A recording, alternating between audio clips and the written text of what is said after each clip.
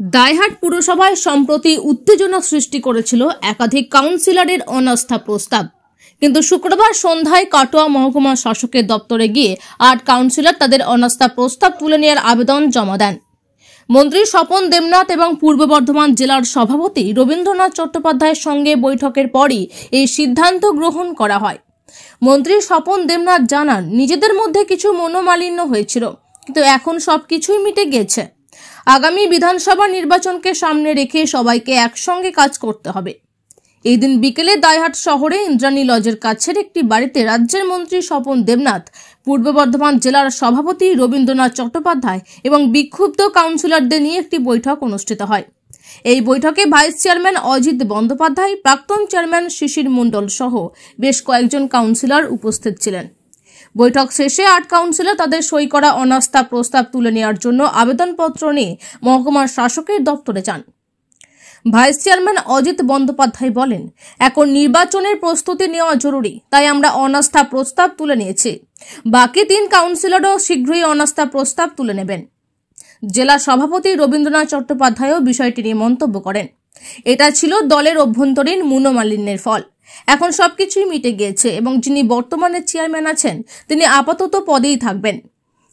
উল্লেখযোগ্য যে এর আগে 11 জন বিক্ষুব্ধ কাউন্সিলর ভাইস চেয়ারম্যানের নেতৃত্বে গত মঙ্গলবার পুরসভার এক্সিকিউটিভ অফিসারের কাছে অনাস্থা প্রস্তাব জমা দেন। তারপর থেকে দাইহাটের রাজনৈতিক পরিবেশ উত্তপ্ত হয়ে উঠেছিল।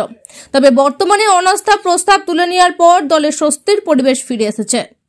এখন নির্বাচনী প্রস্তুতির দিকে নজর রেখে সকলেই একসাথে কাজ করার প্রতিশ্রুতি দিয়েছেন, যা দলের মধ্যে নতুন করে ঐক্য প্রতিষ্ঠা করার লক্ষ্যে একটি গুরুত্বপূর্ণ পদক্ষেপ বলেই মনে করা হচ্ছে।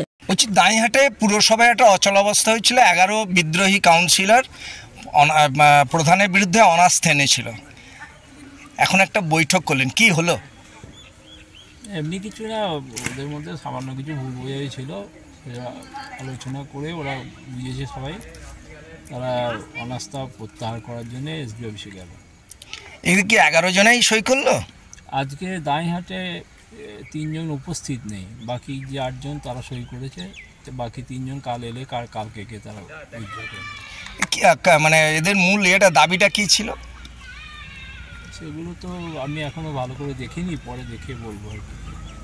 এখন কি আগামী দিনে তাহলে দাইহাটে পুরসভার যে সমস্যা ছিল কাউন্সিলরদের মধ্যে সেগুলো সব মিটে গেল? থাকবে না, সব মিটে গেল, একসঙ্গে কাজ করবে। চেয়ারম্যান যিনি ছিলেন উনি থাকবেন? হ্যাঁ, আপাতত চেয়ারম্যান উনি থাকবেন। কি জন্য দাইহাটে এসে বৈঠক করলেন? তারই একটা ভুল বোঝাবুঝি হয়েছিল, সব প্রত্যাহার করে দিলেন অনাস্থায়। কি মানে কি কোনো পার্টির চাপ না এমনি কি ভুল বোঝাবুঝি কার সাথে? সবাইকে পার্টির চাপ আছে, কিন্তু অনাস্থা এনেছিলেন, ভুল বোঝাবুঝির অবসান হয়েছে, প্রত্যাহার করে নিয়ে। কার সাথে ভুল বোঝাবুঝি হয়েছিল দাদা? অল্পতেই পারে কাজ করতে। কতজন আজকে তুলবো বলে মনস্থির করলো? 11 জনই। তার মধ্যে দরখাস্ত জমা দেওয়া হয়েছে, রবিবাবু ছিলেন, চন্দ্রনাথ ছিলেন, আর মনোনয়নপত্র প্রত্যাহারে জমা দিতে যাচ্ছেন অজিতবাবু নিজেও যাচ্ছেন, শিশির মণ্ডল নিজেও যাচ্ছেন। দেখুন, এসব কথা প্রশ্ন না, উদ্যোগ হয়েছে এই পর্যন্ত। এখন ভেতরে বৈঠক হলো, কি বৈঠকে আমাদের উপর কোনো চাপ আসেনি, আমরা তুলে নিলাম। কারণ যেহেতু 26-এ সামনে ইলেকশন আছে, আমার দলের ভাবমূর্তি নষ্ট হচ্ছে, সেই চিন্তা ভাবনা করে আমরা কিন্তু অনাস্থা এই মুহূর্তে তুলে নিলাম। অনাস্থা এনেছিলেন কেন? অনাস্থা এনেছিলাম আমাদের চেয়ারম্যানের সঙ্গে বহু কিছু বিষয়ে মনোমালিন্য হচ্ছিল।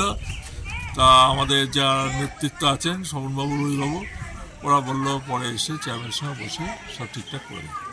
এমনি কি কোনো দলীয় নেতৃত্বের চাপে? না, কোনো চাপ নেই, আমরা নিজেরাই তুলে নিলাম। সেটা বৈঠক হচ্ছে আজকে। আগামী দিনে কি ঠিক হলো? আগামী দিনে আমরা সব একসঙ্গে হাতে হাত মিলিয়ে চলবো।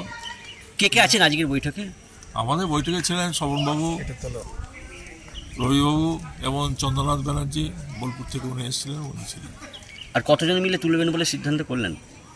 আজকে মোটামুটি 8 জন সই করে দিল, আর কালকে 3 জনা সই করে দেবে। সেই কাগজকে আমি জমা দিয়ে হবে। 8 জনা কোন কোন ওয়ার্ডের? 3 জনা দেয়নি। হ্যাঁ, যে 3 জন দেয়নি ওটা কোন ওয়ার্ডের একটু যদি বলেন? ওটা 11 নম্বর ওয়ার্ড, 8 নম্বর ওয়ার্ড, 11, 8 আর একটা ওয়ার্ড। ঠিক আছে।